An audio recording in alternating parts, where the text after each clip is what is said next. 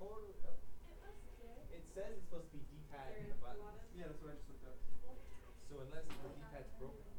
No, the wavefort's fine. It's just you. It's just me. No, the D-pad's not It's working on me. that. What? It's working on this, I don't know. Well, here, I've got the control list.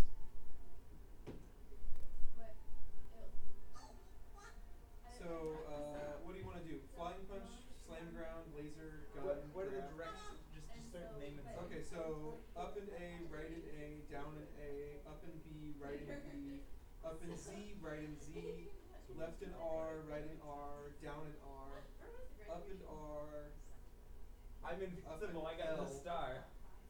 Oh, that's ridiculous. Up and L and down and L. Well, Down and Andrew, L is the you're walking completely attack. invincible.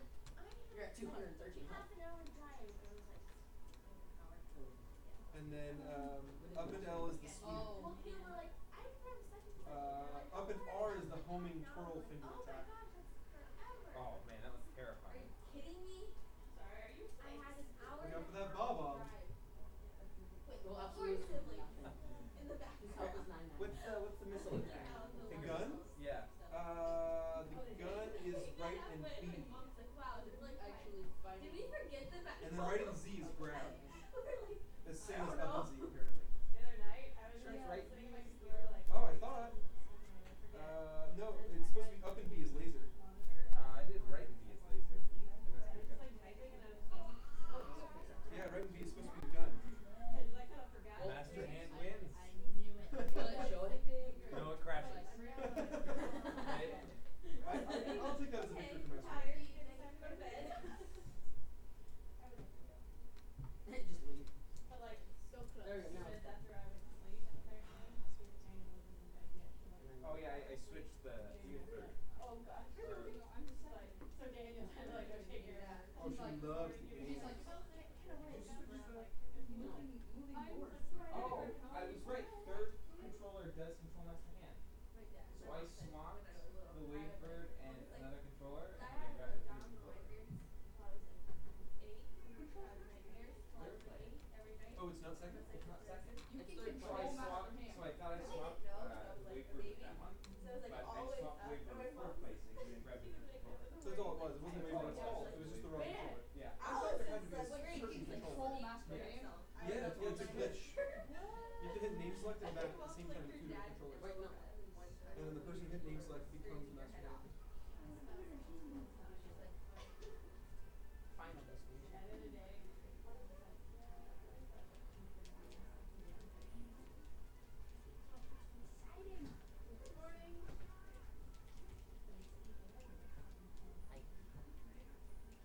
What the heck?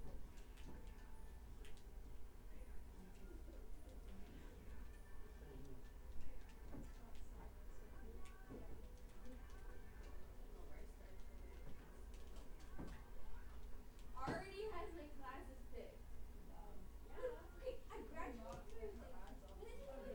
Oh, apparently the one missile or multiple missiles from the gun fingers, that's based on damage. So it's at the 150 level.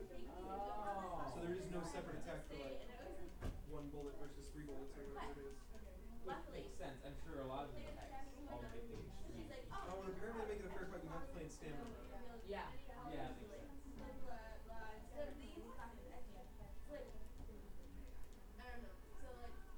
Pokemon City will literally say Master Hand is the leader. It has the ability to put in any player name, including Master Hand. It probably, well then it probably just pulls from The character the file. character, yeah.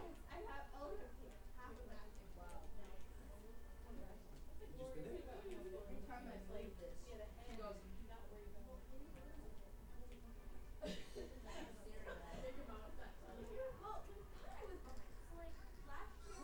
Andrew, did you see the history of the fidget spinner? Yes, I did. That was a pretty good one. I love like obviously Photoshop face inside like I still think my favorite part is all the experts with the titles under the fidget spinner historian. fidget historian.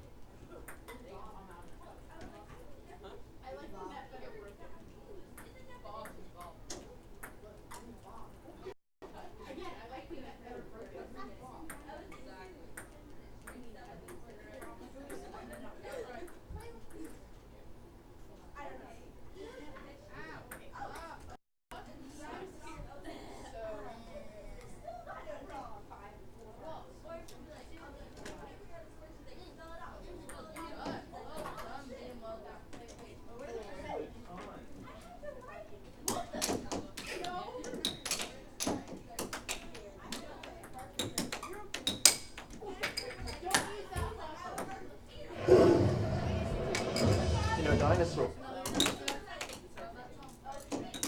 Don't use the red pot. It's too light. You need some notes here. Alright, baby Jane.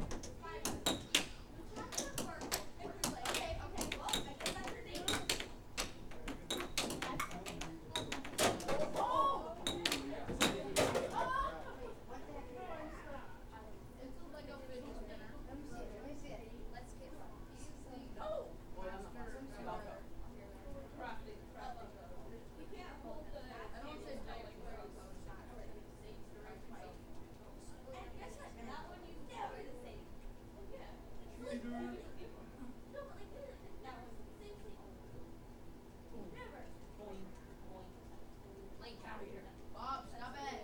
Friends, stop.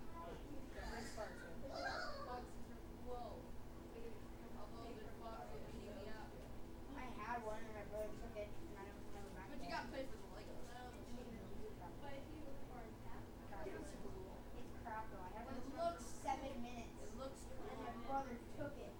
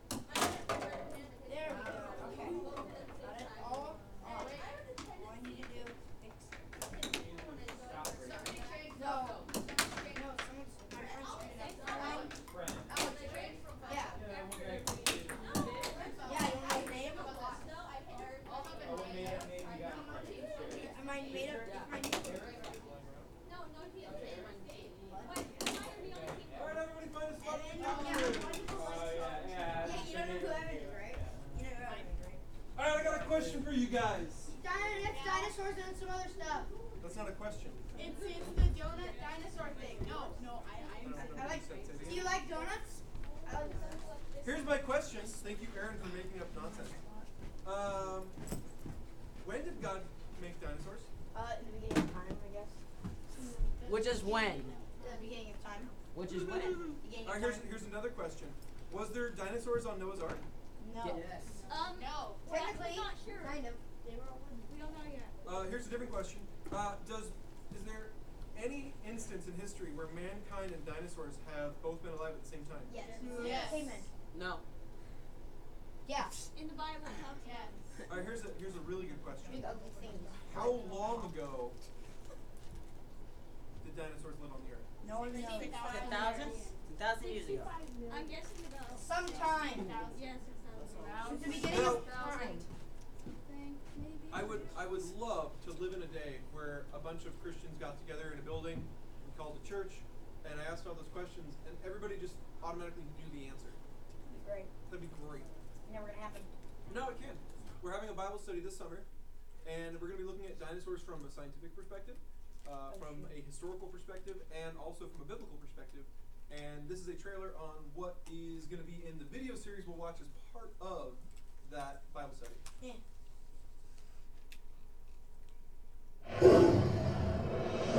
You know, dinosaurs are used more than just about any other topic to really inundate people with evolutionary thinking.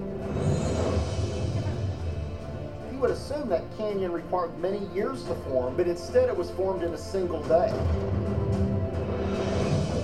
So, what have we got here? It seems to describe what the Bible is talking about. It talks about a global deluge. Part of this evolutionary story asserts that dinosaurs evolved into birds. We are not the product of evolution, and we have not been here for millions of years. The discovery of soft tissues in dinosaur fossils sparked a revolution in paleontology.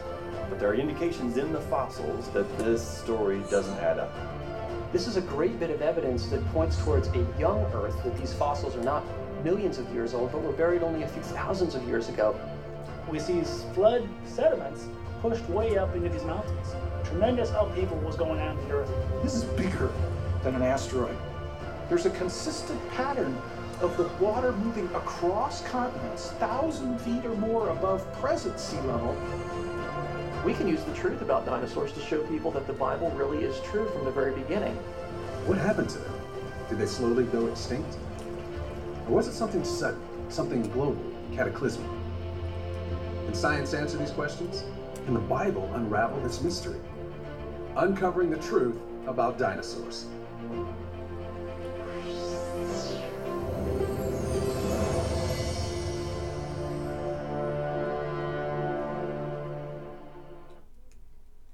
Apparently my daughter really likes dinosaurs. I did not know that before today. Alright, bonus round. What does the word deluge mean? No idea. The Dinosaur. word what? Deluge. It was in the video. Dinosaur. There's a pack of Starburst for What? anyone who knows that word. Dinosaur. Wait, what was the sentence? Dinosaur. What was the sentence it was used in? Is it still in dinosaur? I believe it was the corniest moment in the video where he says, "What's this? We see something that looks like the global deluge described in the Bible." It's pretty much the corniest moment. Destruction. Everyday life. Destruction. That's not a raised hand, is it? No. Okay, sorry. I had to make sure. Destruction. Yeah. Destruction. You can't just Nope. keep saying things and expect me to But I tell raised you my that they're hand. right. It looks like you were only Even though gonna. I'm ignoring how wrong it is. Yeah. Water. Apocalyptic. Not destruction. Land. Everyday life. Phase. I'm just gonna keep saying words, huh? Yeah. Apple. Extinction. Life. Life. You're just Cucumber. starting at the beginning. Life. You skipped banana. Flood. Wait, say what you just said. Banana. Apple. Cat. Aardvark. Alligator. Pillow. Looks like I got a pack of Starburst. Computer. Will you tell us what it means? YouTube. Well, Say the if you guys sentence want me to tell again. you, then no one gets the Give us Starburst. a hint. Say the sentence again. Say the sentence. Ugh. Say the sentence one more time or three more. In case I didn't listen the first time. They're 30 years old and Let me they're see if I singing can about find Team it. Love. I have my eyes closed. That's system. Oh, I was thinking about the dinosaurs. The world. I mean the world. Yeah, Real I was life. thinking about you. Apples. Problems. Big word. Problems. I just said that. No, you didn't. Yes, I did. But I was closer to him, so. Sure. What? Part of this evolutionary. Was talking about. Whoa, what do we got here? It seems to describe what the Bible is talking about. It talks about a global deluge. Oh, a global flood. Flood. Dang it, man! I said that. I was the first person to say that. Flood. I said that not flood. earlier. It's Like, not truth. It's not flood. truth. I was pointing you and saying flood. Raging waters. You're right. Is not right? I'm not. I'm so No. confused. Nature. A global catastrophe. Why? Catastrophe is pronounced catastrophe. Catastrophe. Just like apostrophe. Wait, what's the sentence again? Apostrophe. You don't say What's the sentence again? yeah, I know, I'm like, apostrophe. what the heck? That would Apostrophe. be weird. You cannot. You can put an apostrophe there. Alright, Discovery. Investigation. You guys all lose. It means rain. Rain. I said rain. But I said flood, which is technically I what said happened. flood before. Good job. No, you didn't. I Flood said water. and water are close. Can we both have like half? Not Yeah, the it's word. rain. Yeah, we should use it like how. Things will fall from More the sky. more generically, it just means things falling on What? you. Rainy. Flood. Usually it means rain, but Flood. it could be like a deluge of cats. I don't know why, Cats but it, don't. They it throw could cats be. out of the window. It could be. Yeah, it could be like Cat day. They throw cats building out on the window. fire and all the cats leap on. I don't know. But yeah, it just means things falling. But- All right, so open up your Bibles. Oh wait, you guys don't have Bibles? Go grab a Bible. This is a church. We use Bibles here. This is a church. That was a movie theater. It was. I know. It's kind of a small screen for a movie theater. If you think about it. This is like the, you know. My Bible. It's the baby Break theater. The break room. Even in the break room at the theater, they have projection screens. They can watch. They can watch the people. All right, guys, we have a lot of material to cover in a very short amount of time to do it, so we're going to talk a little bit faster at the beginning. Last week we were looking at Revelations chapter 1 through 5. Just to give you a quick glance at Revelation, it is the last book in the Bible because it is the last book written in the Bible because it also covers the last events in this timeline. It's going to cover the end of the world. And so it is put aptly at the end of the Bible.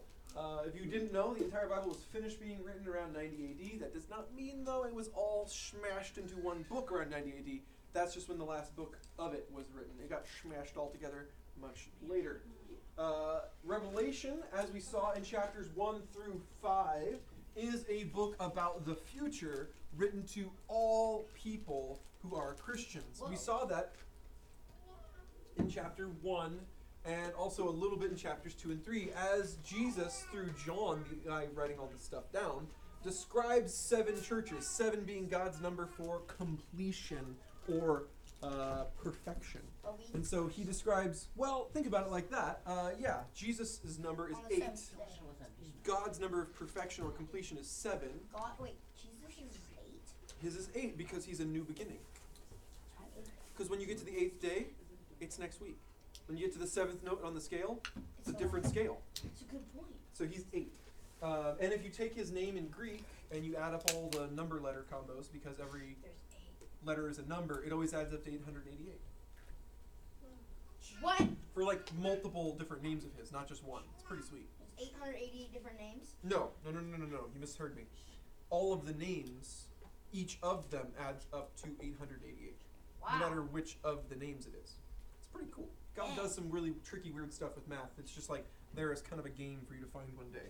A lot of it is going to be in Revelation. So then after we got through chapters 1 through 3, as we saw him write specific stuff to specific churches that also was representative of all churches throughout all time, then we got to last week to chapters 4 through 5. 4 through 5 let us glimpse into the future in heaven. It was really cool. So you're not just seeing heaven now, you're not seeing heaven 2,000 years ago, you're seeing heaven in our future. It was also John's future, because he was from 2,000 years ago. But in that particular moment in heaven, it was right as the Great Tribulation was about to start. Now we'll see today, it's a 7-year period, the first half of which is going to be one way, and the second half will be another way. The middle point is a real turning point. Things will change a bit. One thing is constant, though, in this 7 years we're going to look at today, from chapter 6 down through to chapter 20. And the constant is things just keep getting worse. That's going to be the common thread. That won't change at the halfway point. It just keeps going. Other things will change at the halfway point. So, today, we move on. Chapter 5 set us up, though. It told us about the 7 seals. What it was talking about was there was this scroll. God's holding the scroll, and basically the scroll is a symbol.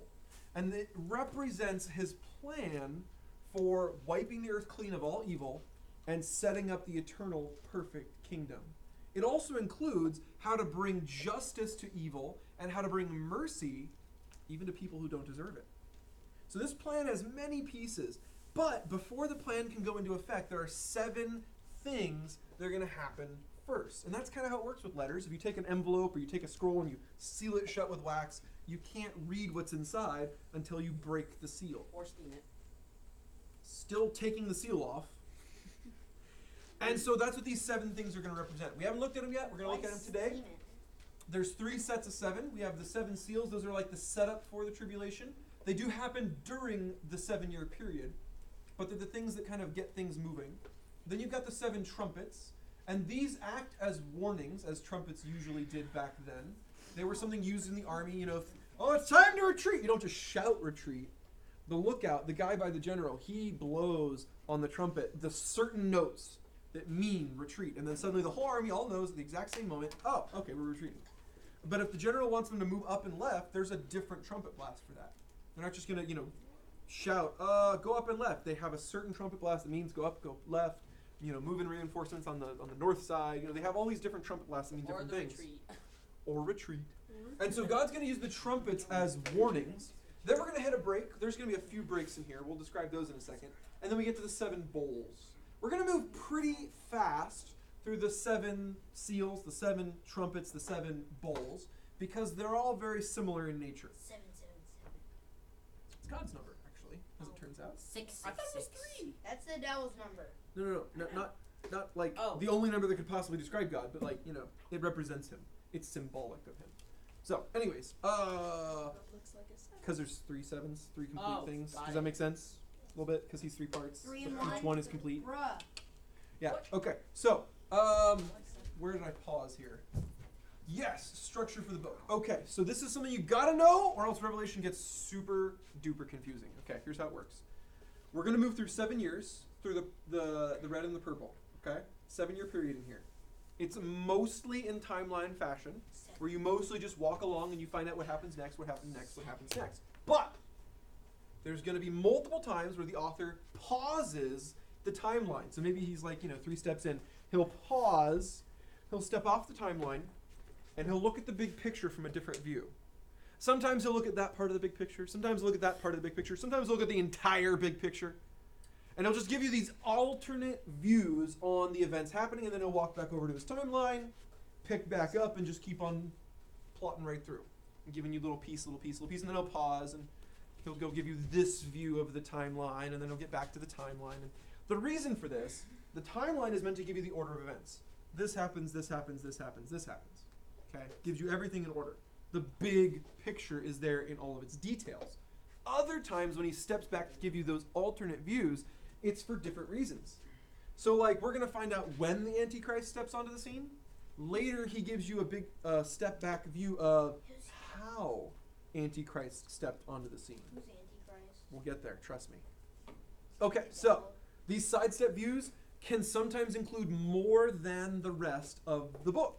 One of the views is going to go all the way back to the beginning of the nation of Israel and all the way forward to the end of Revelation before the end is written yet.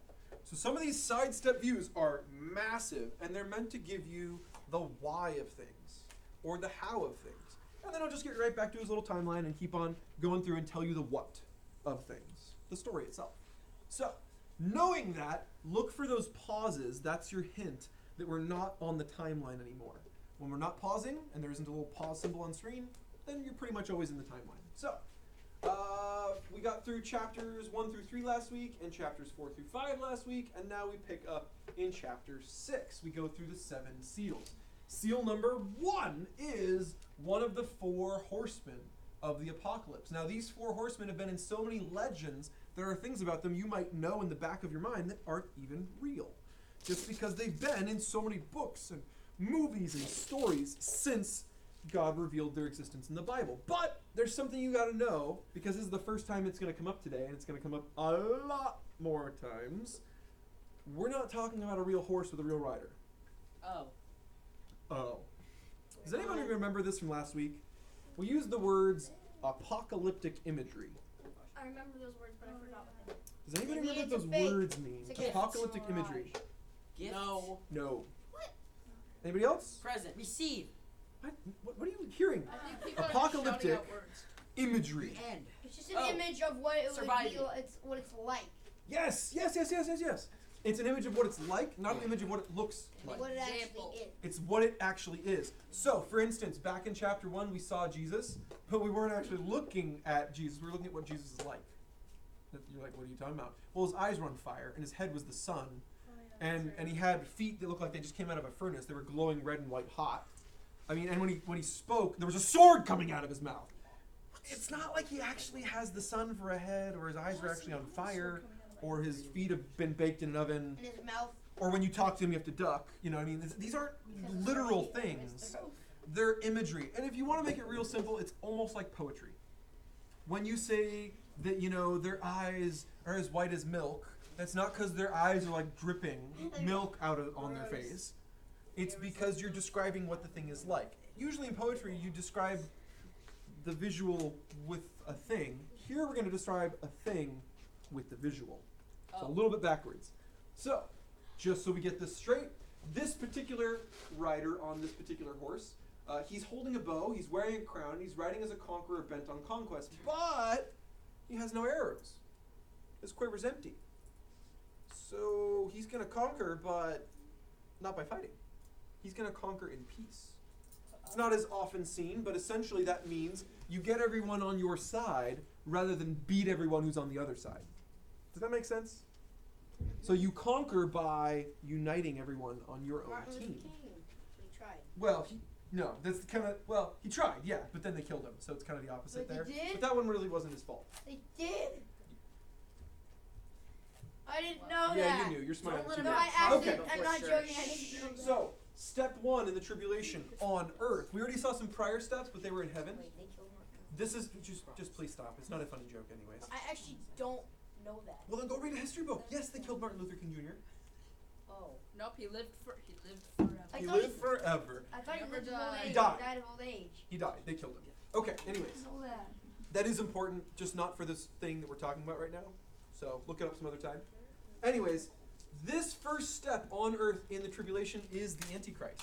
We'll see later detailed that this guy fits. And this is important because what this tells you is step number 1 is not highly recognizable. We're talking about a world leader who gets people together and everybody likes him. Wow. That doesn't sound very end of the worldy. It's a very okay, he's another politician, right? Everyone's just going to look at him and think okay, whatever, normal politician, but then people are going to start to follow him. Some things happen too that really get people following him, but we'll get there later. So it's a successful Hitler? Yeah! But remember, he started a war and he killed a bunch of people. This guy is going to do the opposite. Because the next thing that happens, as soon as this guy's on the scene, is a war. But he didn't start it. He's going to finish it. He's going to be like, I bring peace. I'll fix everything. I'll heal all the wounds. I'll make all the nations unite. And we'll just solve all your problems. Just come and follow me. And so he does. He takes this instance of war that was symbolized by a red horse, a fiery red horse, and the rider's holding a sword, and he's taking peace from the earth. And so this rider was there first, and he's ready to fix all of these problems. But the problems aren't going to end. As I said, during the 7 years, there's never a point where it gets better, or it's nicer. So anything that the Antichrist promises is pretty much a lie. He's just really good at it. So the third horse, black horse, this one represents famine. We'll find out again later in one of those little step back pictures why there's a famine. But for now, you just need to know in the timeline, there's a famine. And so this is represented by the black horse and its rider holding a pair of scales and bringing famine, indicated by a grossly inflated crop price. That's what the scales were for. Back in John's day, the money was checked. And in some cases, you paid not in coinage, but you might just pay in a trade, one good for another good, and so you'd weigh things to see how much was being given. And so this rider is symbolizing that everything is so stupid expensive, people are starving because they can't afford food. Yeah. Why is it called the 7 seals and not the 7 weird horses that are doing stuff? Because there's only 4 of those. Oh. First 4 horses, the rest are not. They could just name it 4 horses. Remember, everything's symbolic. So every time something happens, if you go read the verse, it starts with, and then the angel, and then Jesus takes off this seal, and then Jesus takes off this seal, and that's all followed by, and then this happens. So he takes out the first seal, and then a white horse rides forth. He takes off the second seal, and then a red horse rides forth, and he takes off the third seal. Seals and horses. It's all symbols. There's no real seal, there's no real horse.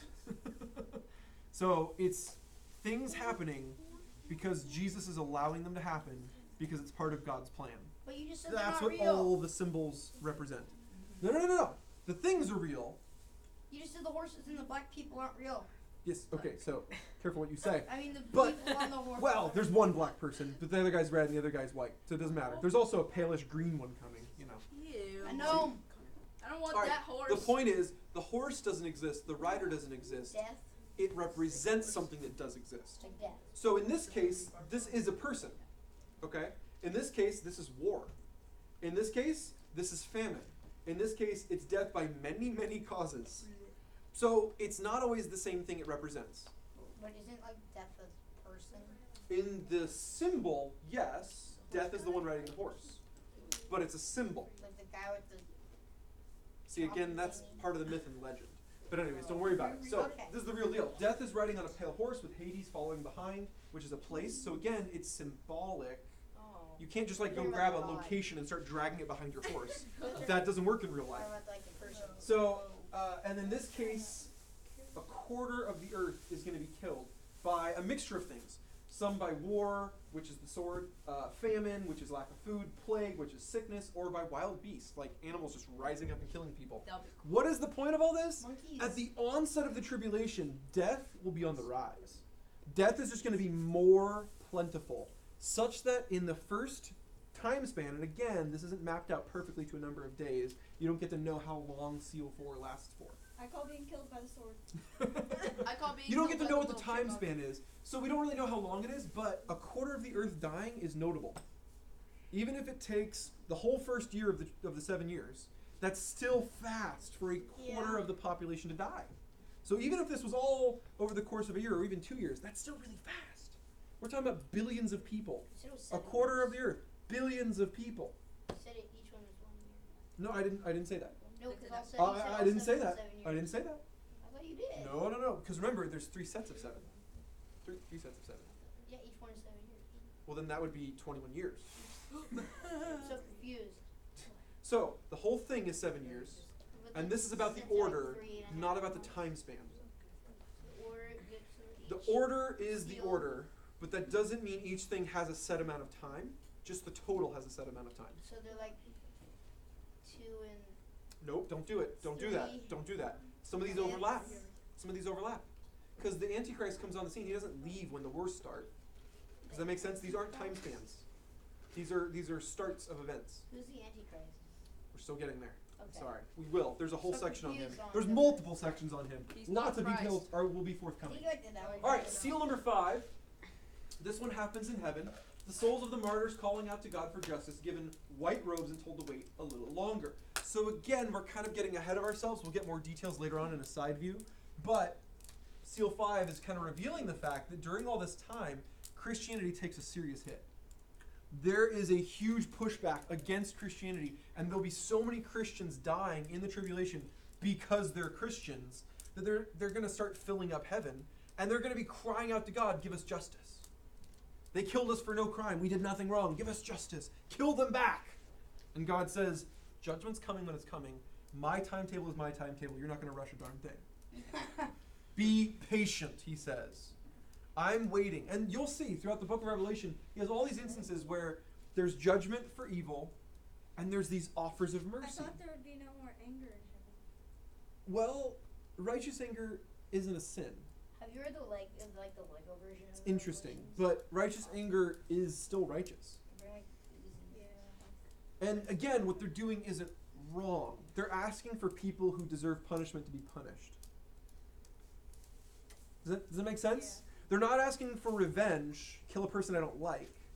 They're saying, God, take care of the evil, which is something God already said he's going to do. So what they're doing is being impatient. That's really the only thing you could say even close to wrong that they're doing. All right, so they cry out. God gives them a reward for dying for him. And then he says, be patient. It's not time to end it yet.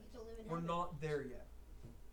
Then we see the sixth seal, which is kind of a marker for everyone on earth. If this happens, you should start to get it. But people like to explain things, and so whenever it does happen in the future, people will probably just explain it away and say, oh, well, it's caused by this, and this happened, and that happened. But truthfully, you can't explain away that it was prophesied 2,000 years ago. That doesn't work. Here's what happens. Giant earthquake, the sun turns black, the moon turns red, the stars fall to earth, the heavens disappear. What does that mean? The stars literally start winking out. Just whole pockets of stars starting to disappear. And every mountain and island is removed. The day of the Lamb's wrath has come. People will be crying out. So at this point, by seal 6, people start to realize this isn't normal. Everything prior to this is something you could try and explain away. It was a bad year. Lots of people died. There was wars. That's why there's so many dead people. There was, politics. That's normal. That's always been happening. And then all of a sudden, when it's earthquakes and sun and moon and stars and islands and mountains and everything's going haywire, then people go, I don't know if this is normal anymore. It's like creation going backwards. It is. It's like creation going backwards. Creation uncreated. It's God basically saying, these are the things I'm still in charge of. You may have forgotten, but I haven't forgotten. Okay. All right, so now we have our first pause. This one's on earth and in heaven, kind of together. What you've got is Jesus calling together people on earth, but not out of earth, not away from earth. It's very interesting. This is him calling together his elect on the earth. Now, he has a people, he has a nation that he's had as his people for thousands and thousands of years. Even before Jesus came to the earth as a man and died, the Israelites. And what he's going to do at this point future is he's going to take 12,000 out of each of the 12 tribes, and he's going to bring them together. They're going to be shared, or the gospel will be shared with them, and they will turn to him. So 144,000 Jews will become Christians, all right here during the tribulation, right around the same time. And again, we'll find out who shares the gospel with them a little bit later in the book.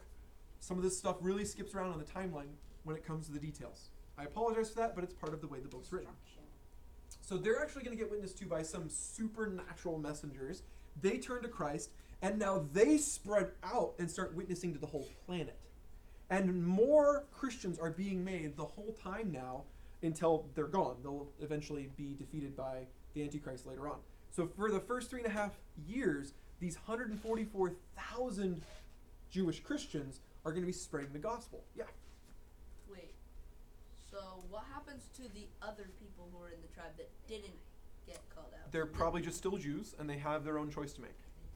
They can become a Christian or not become a Christian.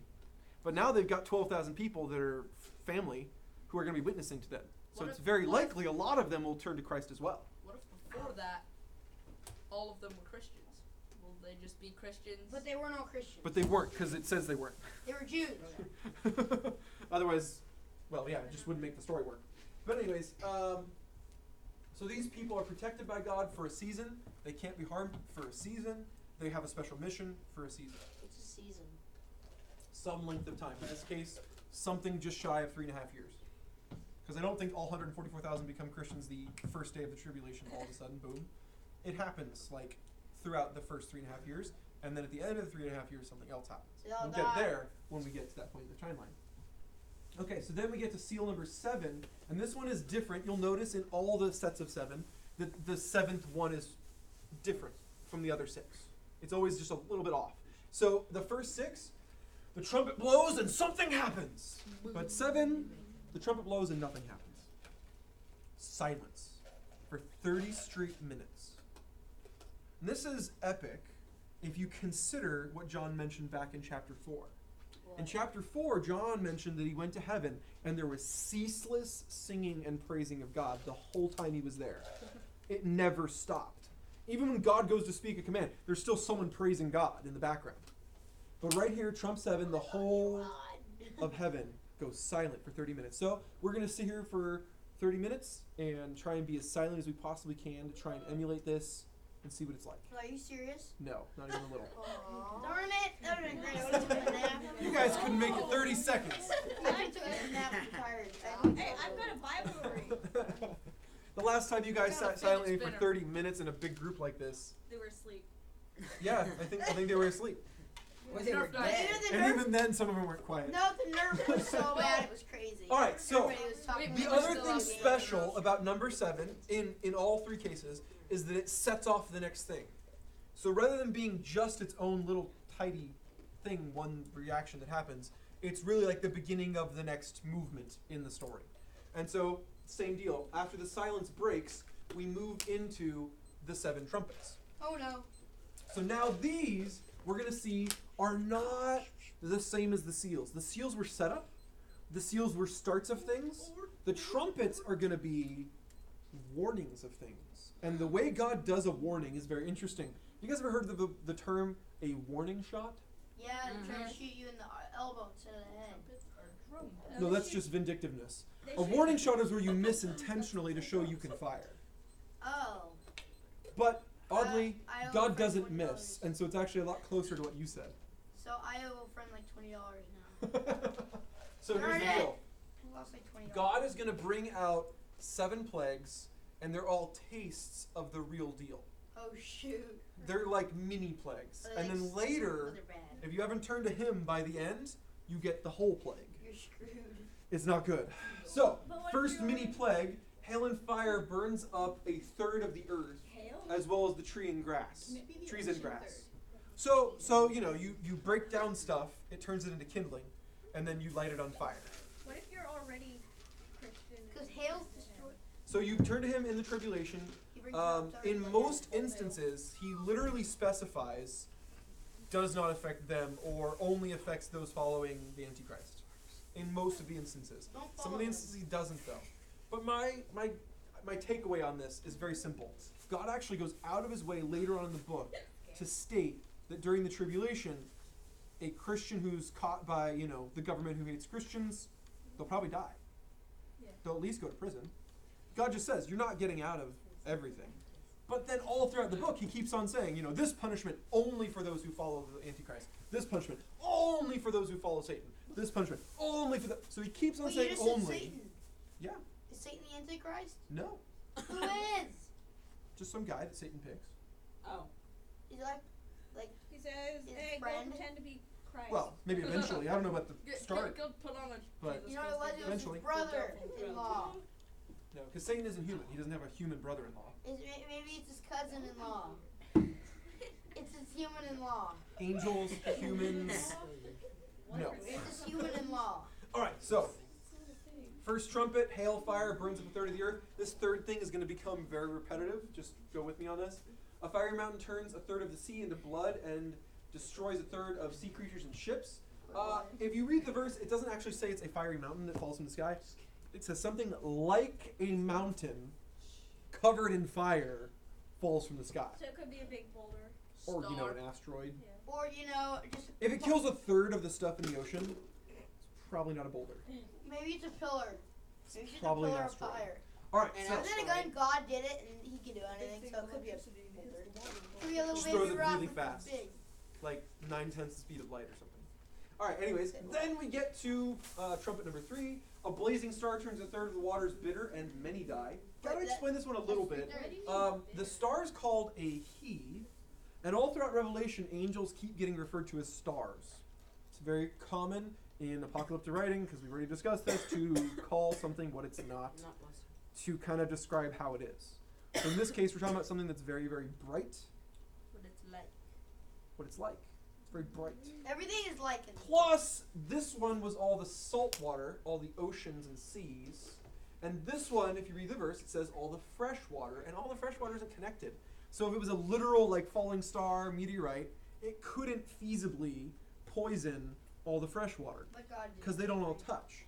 But if it's an angel, that's just downright easy. That just goes everywhere and poisons all the He water. just clicks Oh, well, sorry, not all. A third. A third of the fresh It just water. bitters it.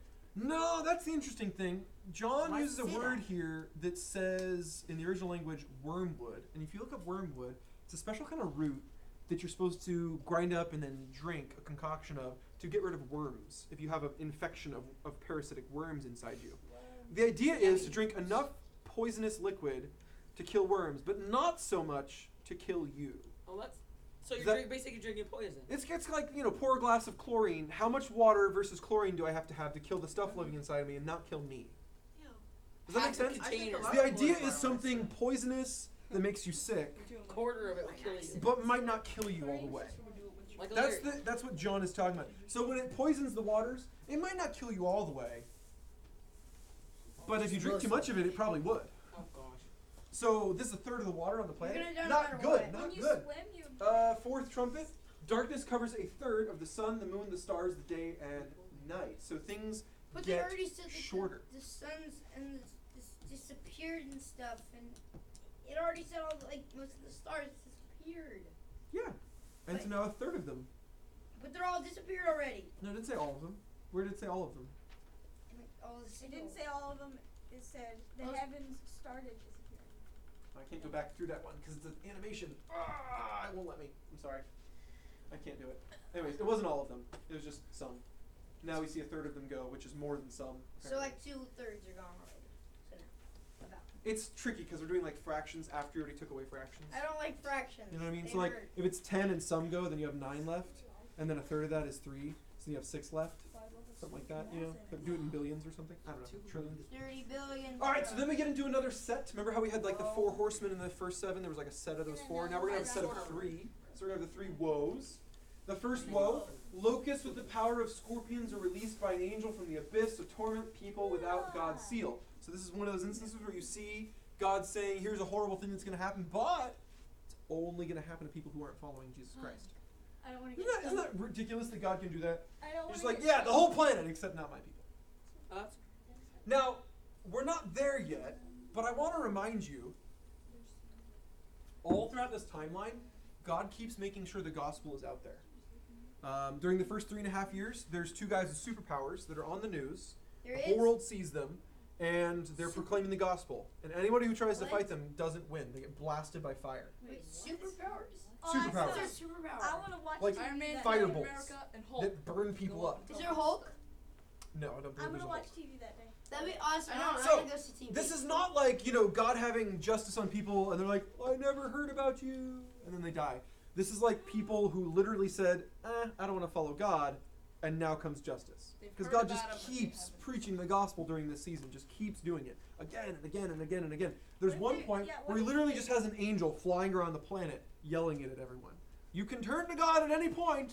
That's awesome. And those Literally cookie just repent, and jerks. all of this Well, is and- going to be okay. You'll just follow God, and He'll make it okay for you in the end. And they still refuse. They still refuse. Yes, it is. That doesn't change that it happens. Many stupid things still happen. All right, then we get into the second woe, or the 6th trumpet. And in this one, 4 angels commanding 200 million mounted warriors are released to kill a third of humanity. Again, a third. So now there's only a third left. I know you do a third of a third of a third, or 2/3 of 2/3 of 2/3, or something like that. You have to keep doing some crazy math. Anyways, at this point, we pause. Oh, we're Notice gonna the pause. universal Just pause wait, symbol. Pause. Pause. We're not in the timeline anymore, or at least we're not moving through the timeline anymore. Yeah. I just read that. Is that going? But what if now more than a third of humanity, more than 2/3 of humanity, they are Christians, and how are they going to kill a third? So that means they're going to. That is setting up a scenario that contradicts what it says. So There's either that can't exist, or he's talking about a third of those who don't believe. But that's just inventing a contradiction. Does that make sense? The odds are You're right. What if? Then God's wrong. But he already said it, and if he's right, then that can't be. God's never wrong. Does that make sense? Yeah. Okay. God's All right. never So wrong. the pause here, we see this giant angel who is most likely Jesus, and that's not uncommon in Revelation and even in other books for Jesus to get not called Jesus. And he's Why? holding a little spoon. Because the title for angel doesn't even mean angel. I know that sounds weird, but it doesn't. The title, the word angel, it just means messenger. person who's got a message. So in this section of the I'm an story, angel. the guy standing here has a scroll in his hand. So what do you call him? You're an angel. Yo, You're angel, holding a what's up? message. You are a I'm an messenger. angel. So, yes, but he's then- called an angel, but check out his description if you want. Go to chapter 10 and read those first few verses. It's Jesus. There's just no one else who fits this description. Plus, the What do scroll you he's look holding like? is the scroll from earlier on in the book, where God made this huge stink about no one is righteous enough to open this scroll except for Jesus Christ. And now there's a guy holding the scroll I just read it. open. Like, there's no one else it could be. That was the whole chapter about how it has to be Jesus. So anyways, Jesus is standing there. He's giant. His head's are in the clouds. His feet are on the earth. He's got 1 foot on the land, 1 foot in the sea.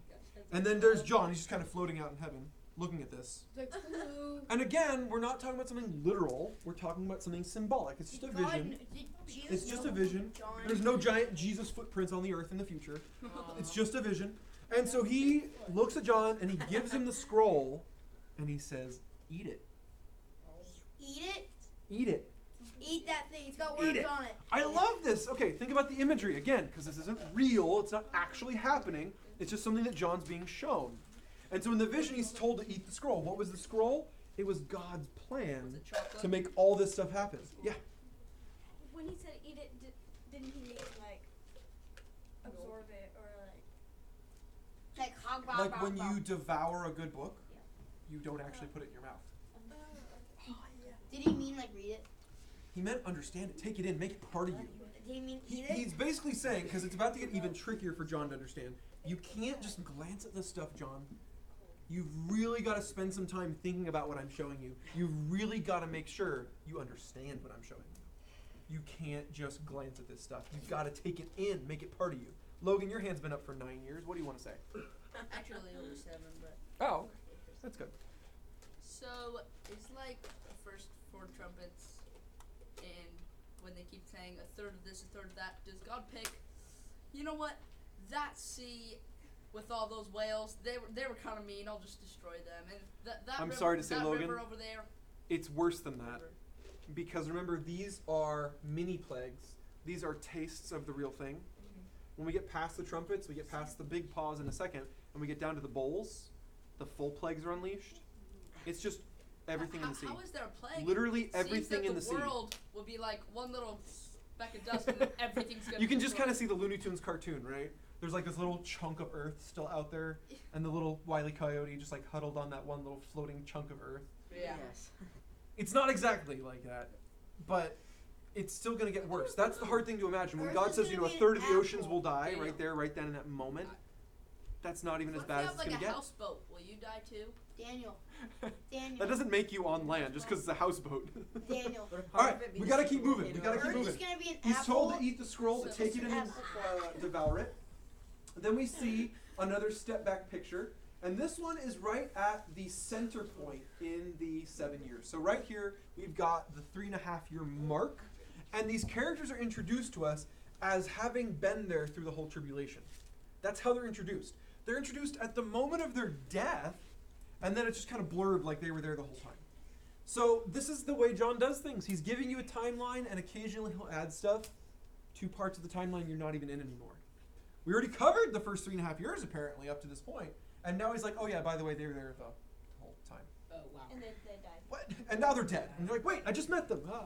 So these two guys, the ones I was talking about with superpowers, God gives them all kinds of ridiculous abilities, but also goals and jobs. Their goal is to bring the gospel to those 144,000, as we mentioned before. Say that again? Their goal, these two people, is to bring the gospel to those 144,000. Yeah. And then those 144,000 are going to spread out and bring the gospel, Maybe they'll try, just be to everyone else. Gosh. It's pretty cool. Maybe they'll So just these be two, all though, no. at the halfway point, this is when Antichrist gets the ability to conquer them. Up to this point, they've been a thorn in his side. He's hated them, but he couldn't do anything about it. They were empowered by God.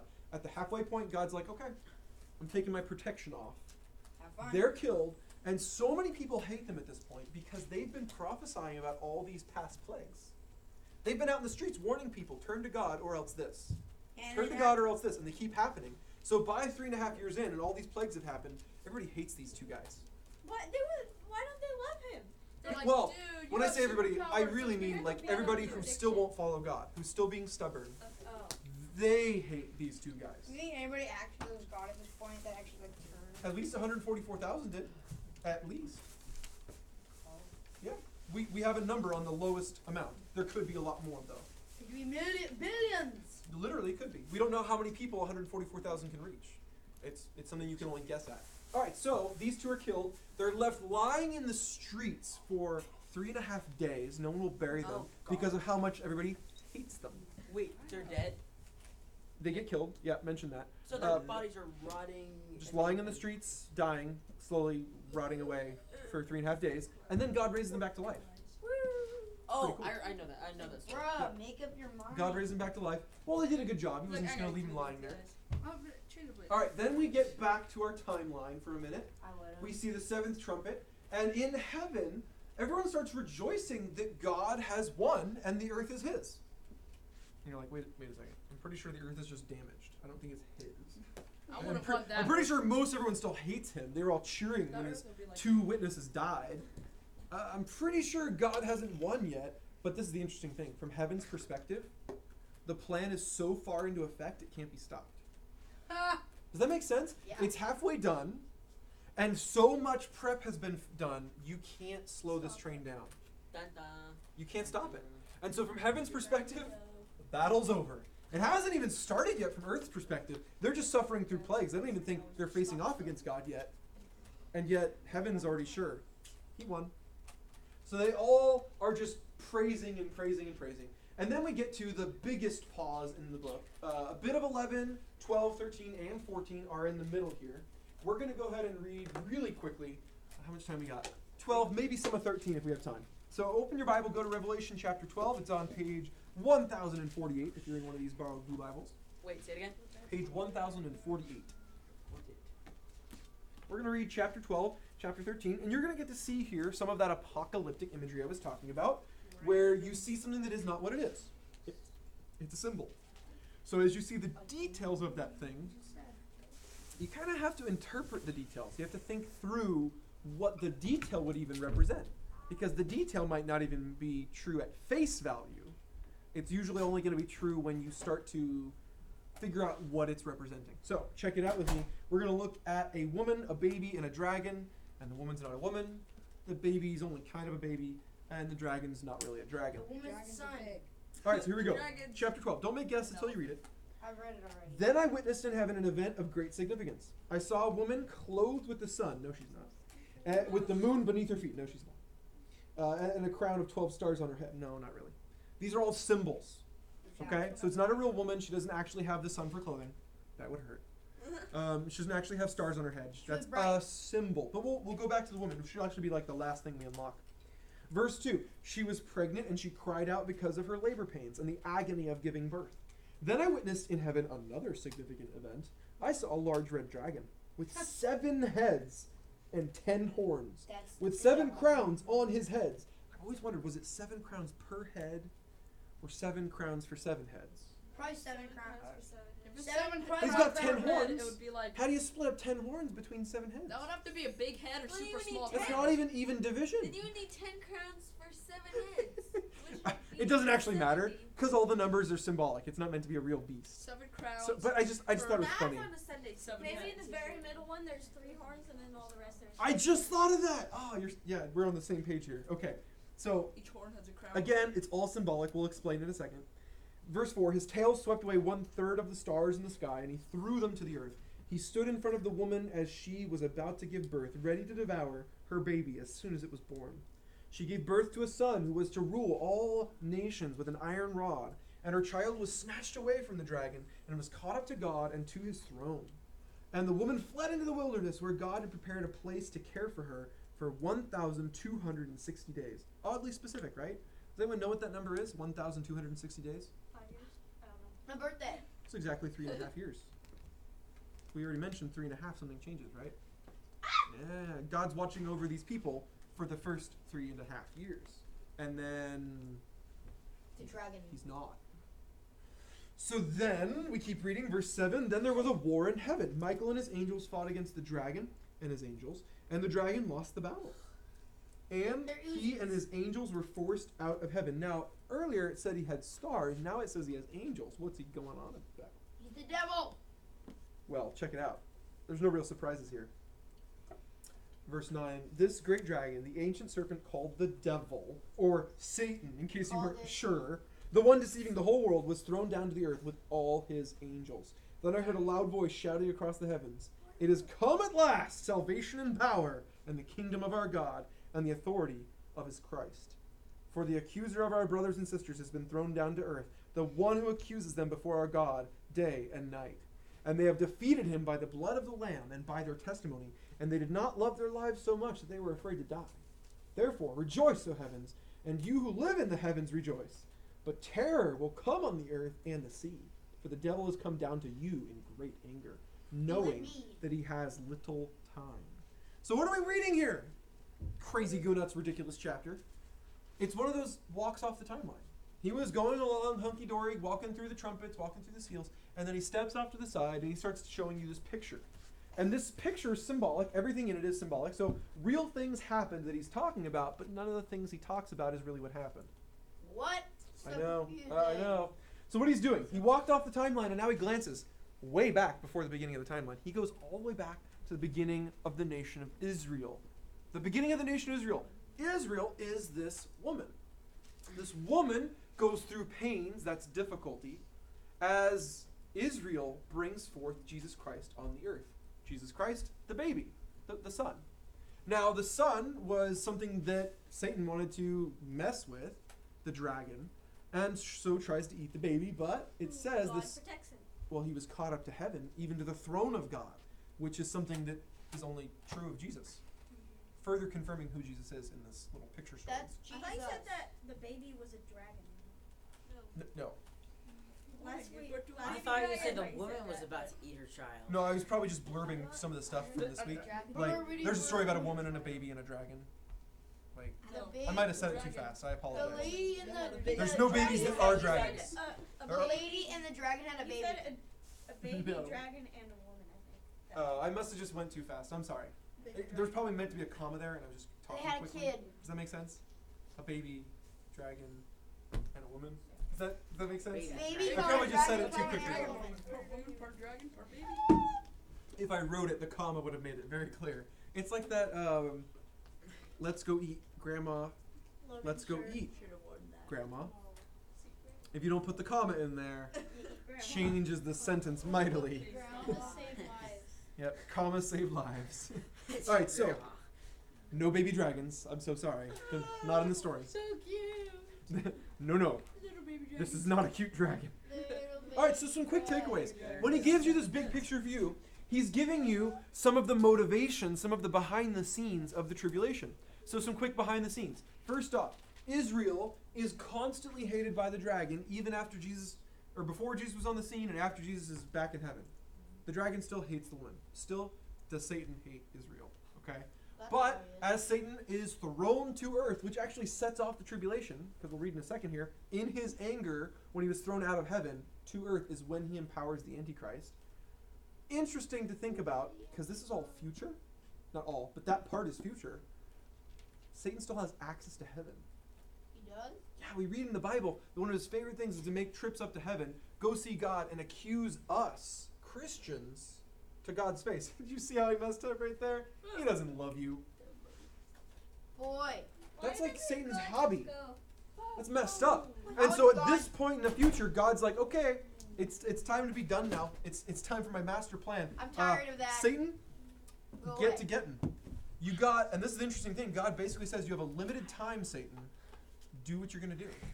Which is really similar to what Jesus said to Judas. What? Really similar to what Jesus said to Wait, so Judas. it's like Judas the Antichrist? No.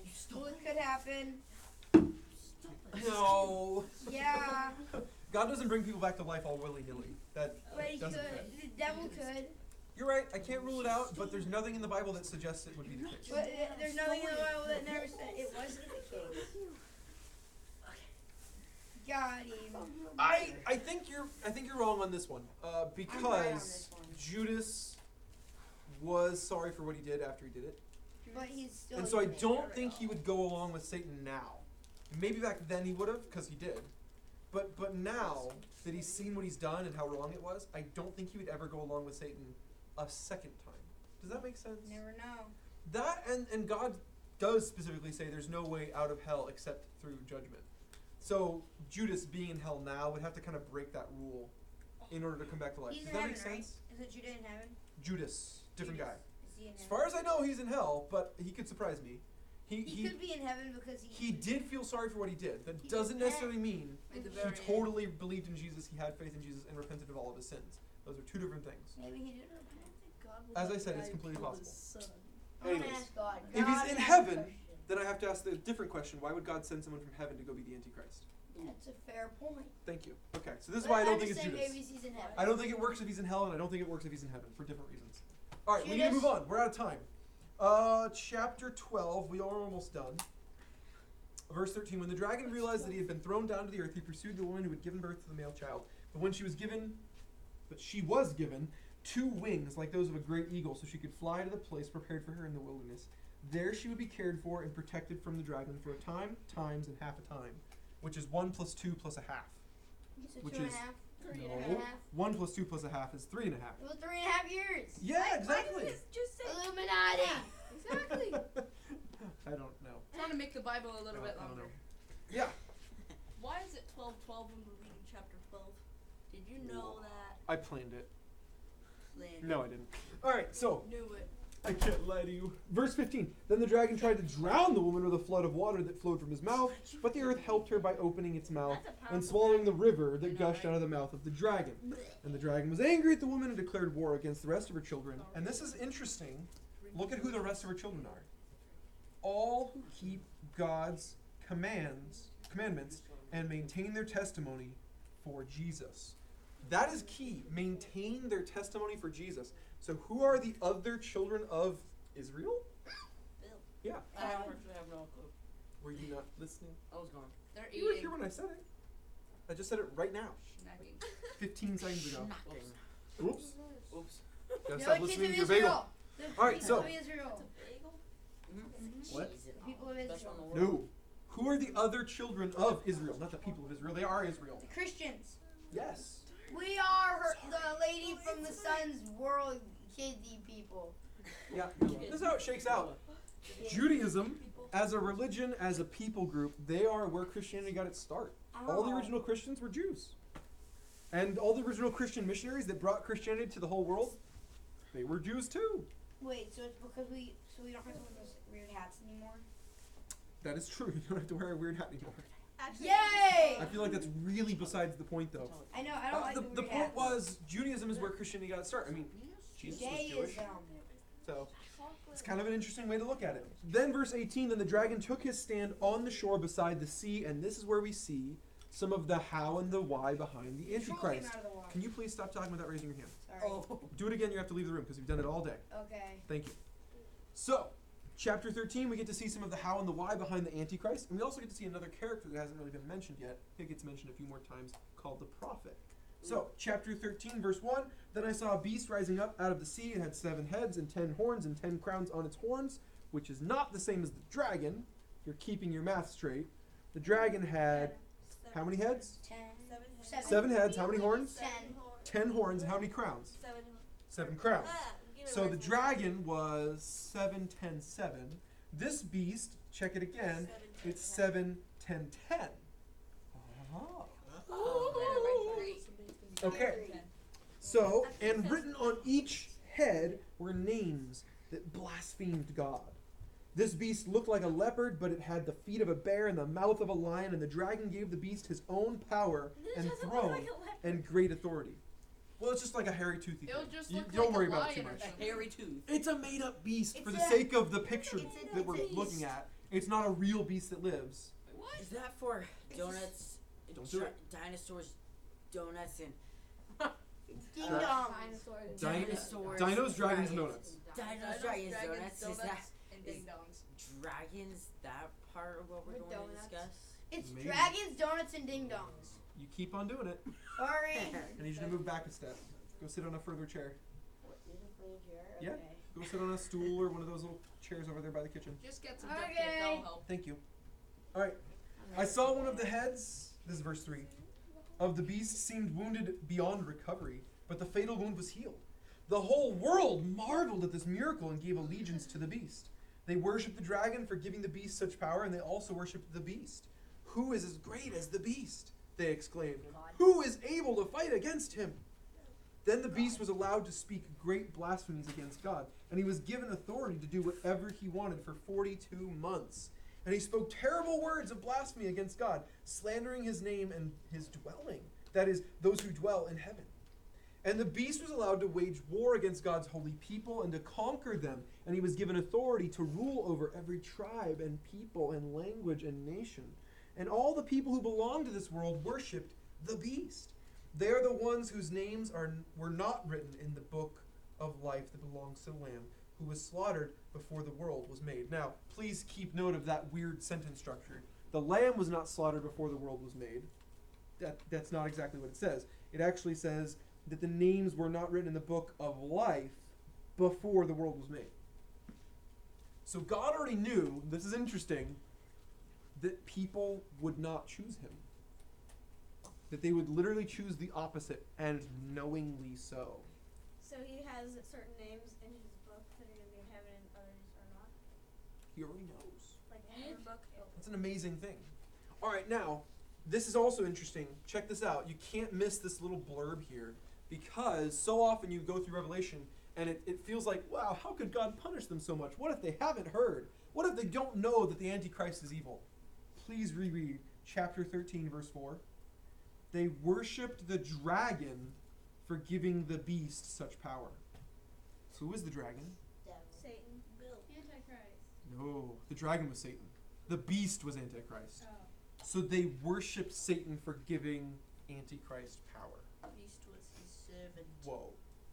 So we're not talking about people who are like, I don't know anything about God. I'm just, following my government. And then God's like, aha, fire from the sky. We're talking about people who literally worship Satan. God likes fire. And choose to not worship God. Knowingly. That's how dark the world gets. That people are like, yeah, that's Satan's government. Right on. Wait till you get to 7 bowls, buddy. So isn't that a crazy thought? At this halfway point, though, the reason why we've stopped to see this whole picture is to explain, wait a second, how does the Antichrist beat God's people that he was protecting? Well, John goes back a step in chapter 12 to look at the whole big picture. And he explains that the woman has been the enemy of the beast, the enemy of the dragon, I don't want to misspeak here, for a long, long, long, long time. And then God protects her for those 1,260 days, and then that's it. And then, Antichrist, Satan, take your pick, they can all go after her. And who is the her? It's Israel. It's Israel. I was going to say, was it Mary? No, not a single person, because a single person wouldn't pre-exist Jesus by thousands of years. A single person wouldn't exist after Jesus left the earth for thousands of years until the end of the world. It would have to be a people group. It can't be like a one-person representative, because no one was alive that long. Does that make sense? Yeah. If it was a single person, it would have to be Mary. No one else gave birth to Jesus. She's the only one. But it's not a single person in this case. All right, so then we'll skip on down. Well, no, I guess we'll just skip a lot because we only have 10 minutes left. I'll just summarize. There's another beast here that comes out of the earth. Remember, the first one came out of the sea. This one comes out of the earth, and this is the prophet. It's like the right-hand man of the Antichrist. And basically, the Antichrist is a governmental, a political leader, whereas the prophet, mentioned verses 11 through the end of the chapter, he is a religious leader. And so he sets up like this one-world religion to kind of go with the one-world government. And he tells everyone, you got to worship the Antichrist. Although they don't call him the Antichrist. That'd be a terrible name.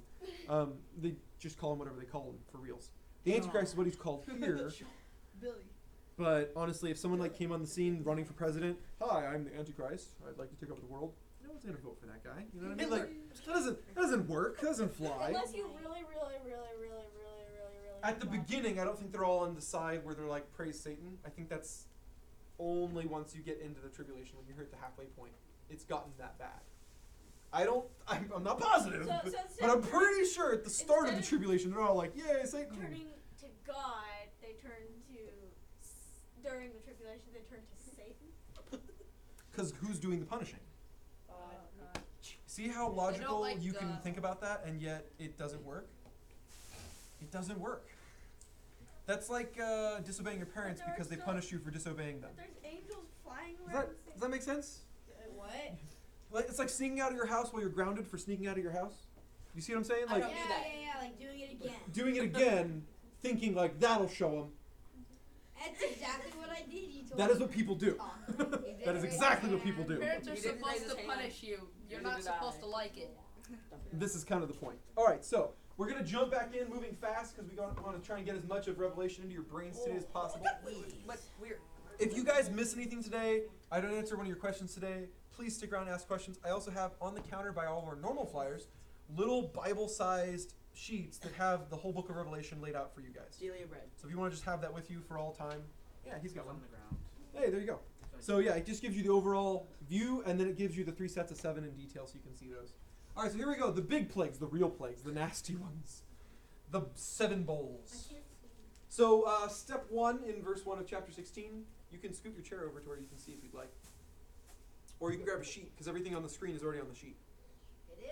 Yeah, that works too. So, God makes this big deal about passing out the bowls, and in each bowl is a plague. I don't know what that looks like, to be honest, but it could just be symbolic instead of real, which Royal would fit soup. with everything that's come before. So he pours out the first bowl, and people who bear the mark of the beast and worship its image are afflicted with sores. I love that. God, in all of his amazing power, keeps taking the worst of these plagues and saying, whole earth, except my people. Whole earth, unless you follow me, and then you're okay. Isn't that amazing that he can do that? So, you know, this day, the bowl has been poured out, and everyone just wakes up with boils all over their skin. But not everyone, just people who've taken the mark of the beast. Remember, they took that mark knowing what they were doing. They knew who they were following. So they can choose to put on the mark or not. Or resist. What is the If you mark? don't have the mark, that was sadly the part we just skipped because we were out of time. It's the part with the prophet. So you can find it in chapter 13, 11 through the end of the chapter. It talks about the mark. Basically, you had to have the mark on your right hand or on your forehead, and if you didn't have it, you weren't allowed to buy and sell stuff at stores or markets. It was either his name or his number. 666. Yeah, that would be the number. So, again, that goes back to the math thing. Remember how Jesus' name, when you add up all the letters, you get 888? When you add up Antichrist's real name, not the word Antichrist, What's his name? it would add up to, we don't know, it doesn't tell us.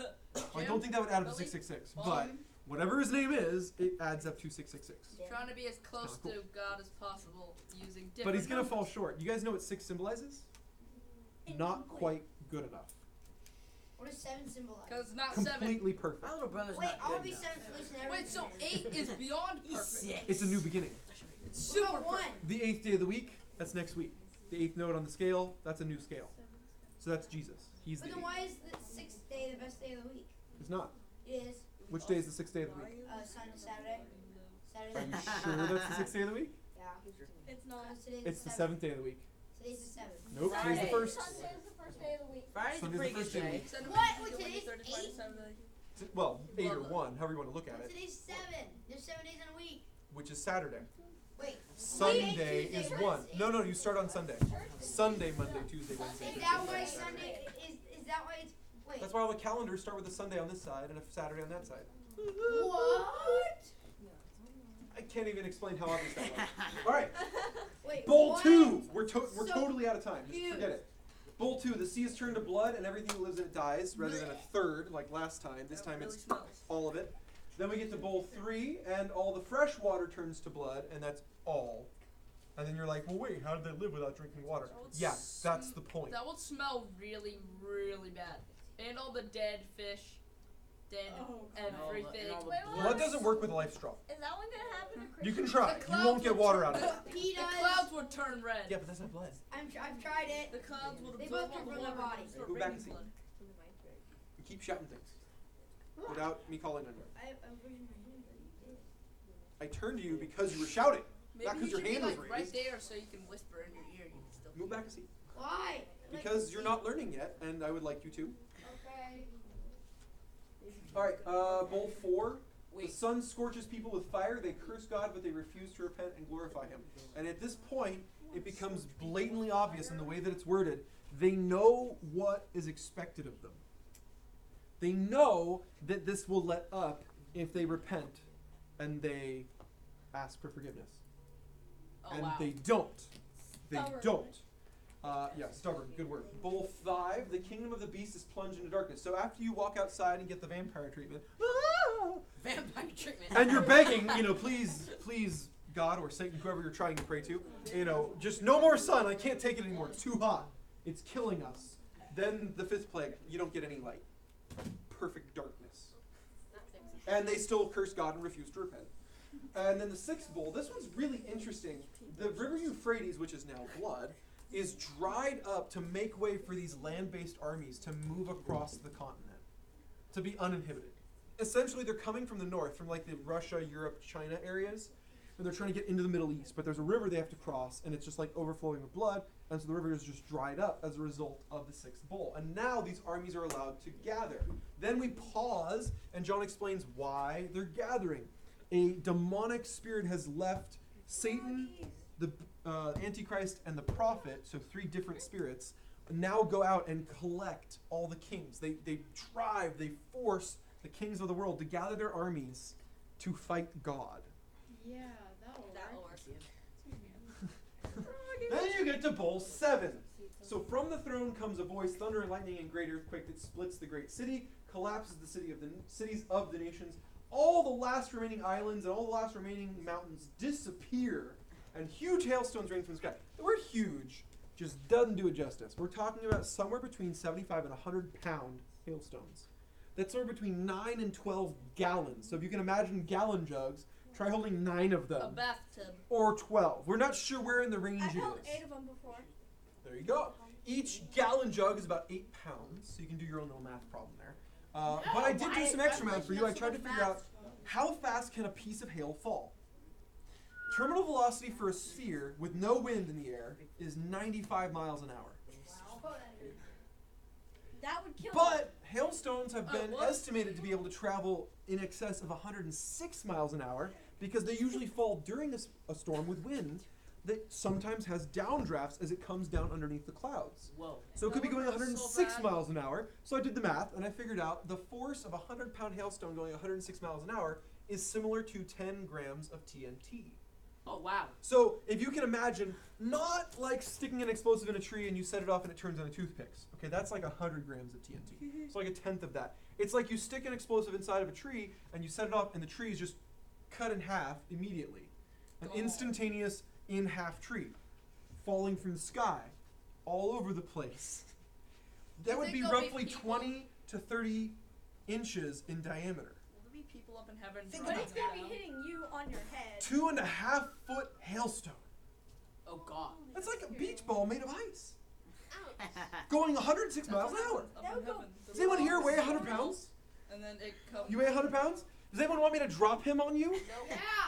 Does anyone want me to throw him at you at 106 miles an hour? Well, Yes, have one. There wouldn't be much of you left. I went And he's I would like Marty's ice. He's not 130 or soft. so. Yeah, that's true. That's true. He'd be in the cannonball position because hailstone.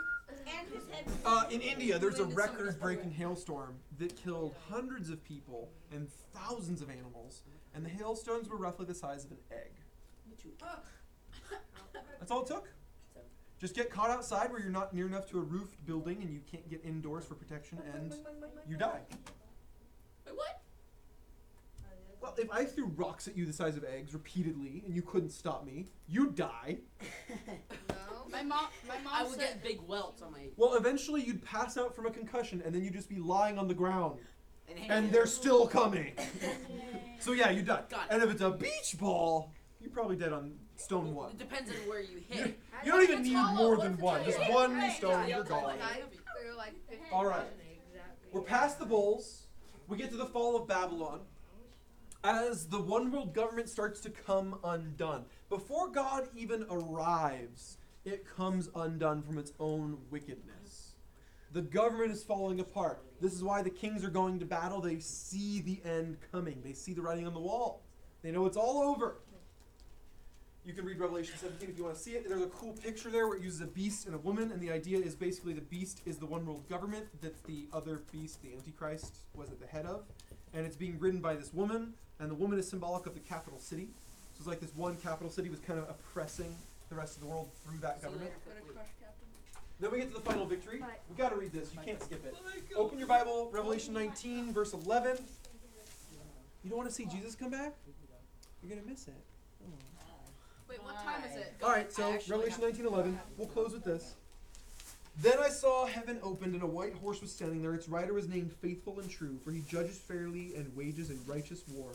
His eyes were like flames of fire, and on his head were many crowns. A name was written on him that no one understood except himself. He wore a robe dipped in blood, and his title was the Word of God. The armies of heaven, dressed in their finest and pure white linen, followed him on white horses. You know when you wear white into a battle? Yeah, they can see you really easy. No, when you wear white into a battle is when you know hiding you're in the not snow. even going to get dirty. But That's when you wear white into a battle. Verse 15, from his mouth came a sharp sword to strike down the nations. He will rule them with an iron rod. He will release the fierce wrath of God, the Almighty, like juice flowing from a wine press. You know how you get juice out of a wine press? Yeah. You crush everything inside. Crush it. That is the imagery here. It's extreme. This is the end, guys. On his robe at his thigh was written this title, King of all kings and Lord of all lords. It's reminiscent. It reminds me of when he died on the cross. They put a title up over his head, almost as a joke. It said, King of the Jews. And when he comes back, he's got his real title. No longer a joke. King of all kings, Lord of all lords. He ain't no king of Jews. He's the king of everything. Verse 17, then I saw an angel standing in the sun, shouting to the vultures flying high in the sky, come, gather together for the great banquet God has prepared. Come and eat the flesh of kings, generals and strong warriors, of horses and their riders, and of all humanity, both free and slave, small and great. Daniel, I don't want to go to that We banquet. get to eat people, yay! Covered in chocolate. Is it really flesh from the kings? Because the kings are the ones who brought the armies together to fight him. So they dying. All the rulers of the earth. Is it raw? I call it gizzards. I don't I think call it got King cooked. George's heart. I mean, maybe it was like a little pre-cooked from all that sunbaking a few days ago. No, that's a cannibal. All right, so vultures are on standby. Here's the battle. Verse 19, then I saw the beast and the kings of the world and their armies gathered together to fight against the one sitting on the horse and his army. And the beast was captured, and with him the false prophet who did mighty miracles on behalf of the beast. Miracles that deceived all who had accepted the mark of the beast and who worshipped his statue. If you want to, go back and read that section we skipped in chapter 13. He makes the statue talk and people listen to it. It's pretty great. Who listens to a statue? That's Well, the statue says worship me or die, so, you know. Oh. You don't have to listen to it, you just have to die. I'm the best statue ever. Anyways, they're captured. Both the beast and his false prophet were thrown alive into the fiery lake of burning sulfur. That is the infinite eternal hell we sometimes think of when someone says hell. It gets its first residence right here in these verses. No one is in the lake of fire burning for all eternity until this point in the future. The hell that exists right now, that has people in it right now, is not the lake of fire. They are two different places. Two different places. One is Hades, one is Gehenna. So lake of fire is Gehenna. The word is that of a trash pit that you just leave on fire so you can keep throwing trash into it. That's Gehenna. Hades, like burning leaves. place you go when you die. That's all it means. It means grave, really. So, two different things. These are the first people into the lake of fire. And this is in the future. Verse 21, their entire army was killed by the sharp sword that came from the mouth of the one riding the white horse. And the vultures all gorged themselves on the dead bodies. Open his mouth and all the armies. So remember who we're talking about. We're talking about Jesus. He opens his mouth and it's not a real sword that comes out. It's not steel slicing everybody up. It's the words that come from the mouth of Jesus destroy the entire army collection of the earth. They did say the Every Bible army is from the sword. earth is present and he just speaks and they're done. They lose instantly. Die. And that's why all the angels can show up. That's why all of us can show up behind him dressed in white. Because we don't have to do a thing. We're there for moral support. Yeah. No, we're there because we're following him. That's our job. Follow Jesus. Don't miss out on that. Follow Jesus. You don't want to be in front of him at that battle. You want to be behind him. All right. We'll have to skip a bit. Chapter 20 is 1,000 years of Jesus reigning and ruling on the earth. And during the course of 1,000 years, people live, people die. Christians have heavenly bodies that are perfected and have ridiculous superpowers. We help him reign. We're in positions of power and influence over the earth at this point. At the end of the 1,000 years, Satan, who was not at that last battle, he was just, conspicuously absent. I think he knew what the outcome was going to be, and so he avoided it. He is released one final time, because he was chained up during those 1,000 years. He's released one final time to raise one final army of people who don't want to follow God. And they go and they fight God one more time. And guess what? The same exact outcome this time. And the only reason why people would be so dumb as to try the same thing twice is because 1,000 years were in between. 1,000 years was a long time. It was enough time for people to forget. People to think it was, it's just a legend. It's just a myth. I mean, look at how people treat the Bible. And it was written 2,000 years ago. I'm sure after 1,000 years, people will be like, yeah, superpower people have always been here. There was no great battle. I don't know what you're talking about. It'll be weird, but Satan, he's a tricky, crafty, liar guy. So he gets a bunch of people. They all lose. And then the final judgment. The final judgment. All those from hell are called up, put before God one by one, and their judgment is announced. And the truth is, everybody deserves to go into the lake of fire. But God has forgiven all Christians. Anybody who's put their faith in Jesus Christ, who was the one and only perfect sacrifice, they are forgiven. And so they don't even go to trial. It's not like everybody goes into trial and God says, oh, you're guilty, you're innocent, you're guilty, you're innocent, or, you're guilty, you have Jesus, you're guilty, you have Jesus. Literally, the only people who go to trial are the ones who didn't have Jesus. They're the only ones. Why? Because God already knew the outcome of everyone who had Jesus, and they didn't want to sit through a lengthy court trial just to find out Jesus paid for their sins. They already knew Jesus paid for their sins. But it's like, the only ones who go to the trial are the ones who think they can debate God, the ones who think they can win, the ones who think they can prove, no, I'm a nice person. They go before God, and one by one, he asks them, okay, prove me. Prove me wrong. Show me your case. Tell me why you're such a righteous and worthwhile person, why you don't deserve any punishment. so my name's Antichrist. No, he doesn't even get a trial as far as I can tell. He's like, Let me call my proceed character witness. directly to Satan. jail, do not pass go, do not collect $200. He skips the whole trial. Him and the prophet, they're the only ones. All right, so then we get to chapters 21 and 22, my favorite chapters in the whole dang Bible. Please go home and read them today. We just don't have time, and I'm very sad about it. It's the new heaven, the new earth, everything old wiped away. All the scars on the earth, all the remnants of the curse, all the leftovers from what Adam and Eve did back in the garden, it's all gone. God wipes the whole thing over, makes a brand new earth, brand new creatures, all the nature restored to perfection. How does he wipe Heaven it comes over? down out of the sky and lands where Jerusalem once was, because remember, earthquakes tore that place up. So he puts the new heaven, which is this giant miles-sized cube, right where Jerusalem used to be, and that's it. From that point on, all evil is gone, all sin is abolished, all that remains is perfection for eternity, and we're there. Christians get to live in eternity in that perfection with God and Jesus forever. And that is the end of the world in a nutshell. And Okay. I forgot to change my slides a few times there, but whatevs. Wait, the end? Yeah, the end. Grab a sheet after we're done praying and take it home. It has all this and more, so you can not have to memorize it. You can just go back and look at it whenever you forget some bits. But the thing I want you guys to understand, this is the whole point why God bothered to write all this crazy stuff down in a book for us. He has a plan. Whenever someone asks, why does God allow bad things to happen? Well, God didn't He really must write not the be Bible. very loving to let bad things happen. God hates when bad things happen, but he can't judge bad things without judging you. That's what you got to tell people. God judges bad things at the end, and the reason he's waiting till the end is because he wants to give everybody a fair chance to turn towards him, to repent, to say, I'm sorry, forgive me. If he judged all bad things, we'd all be dead. And that's why he's waiting.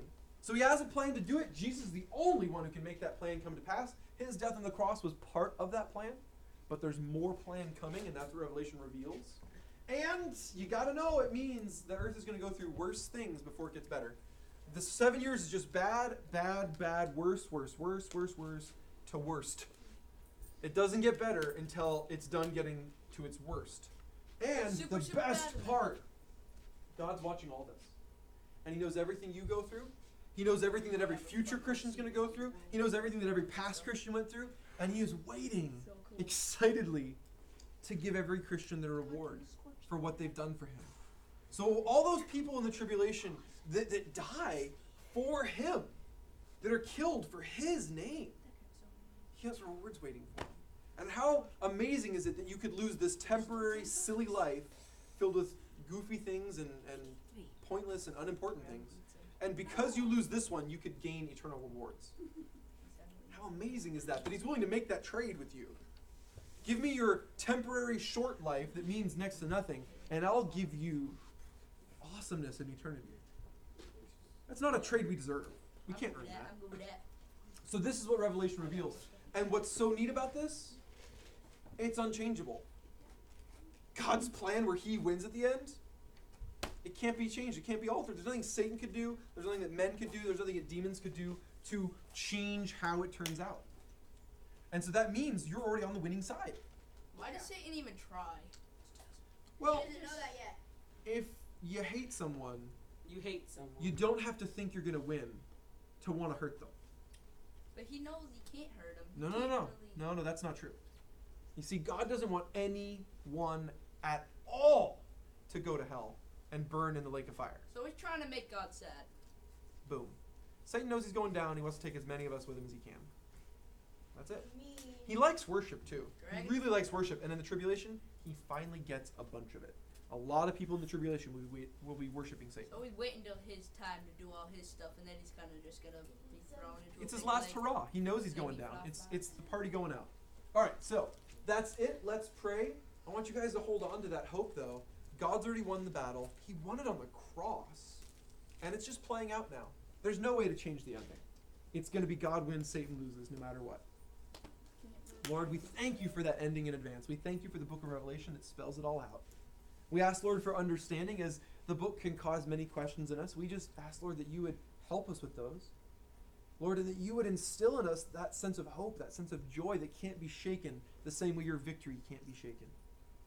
Help us, Lord, to remember in times where our life feels tough that this life is nothing. It's a vapor, you say, and it just disappears quickly. And that the real life that matters is the one with you in eternity. Help us to remember that life is set. That life is going to be perfect, and you've already promised many good things in it. Help us to treat that life as the more important one and this life as the less important one. And to take our joy in knowing how amazing that life will be. Take our hope in that. Help us, Lord, to remember that you've already won the battle. There's no way to lose at this point. Even death is a victory. We ask all these things in your name. Amen.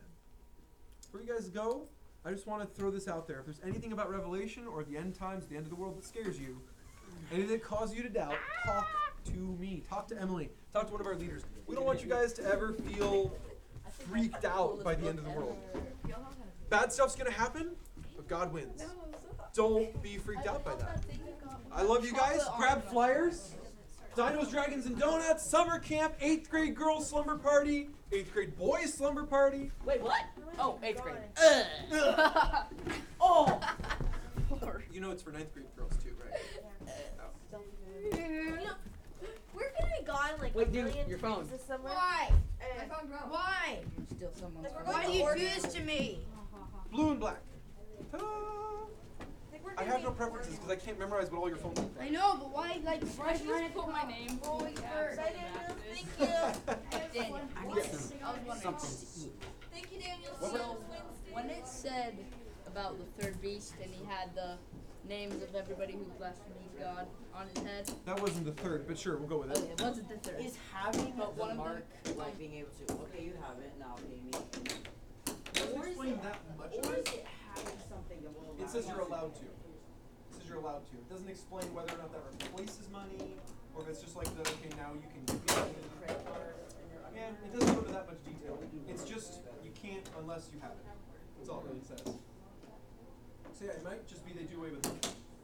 And now it's just like, well, you're part of the one system, so you can have whatever you need. Or maybe you still have to have money. Don't really know. But if the original thing it said at the beginning overlaps with that part, then there would still be money because they talk about how expensive food is at the beginning of the tribulation. So, but the number doesn't come until halfway. So it's hard to say because I don't know how long that first prophecy lasts. Got a question for you. Go for it. We've got, we were given one of those, are you familiar, you seem like a Chinese things you shoot basketball, in terms of basketball.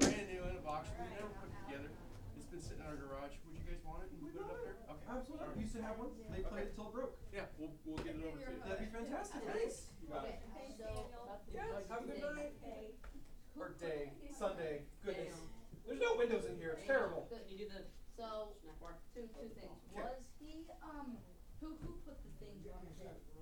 Oh, interesting. Well, remember, it's not a literal beast with literal things on its head. It's a symbol. And so it's a weird question, who put things on his head? If you mean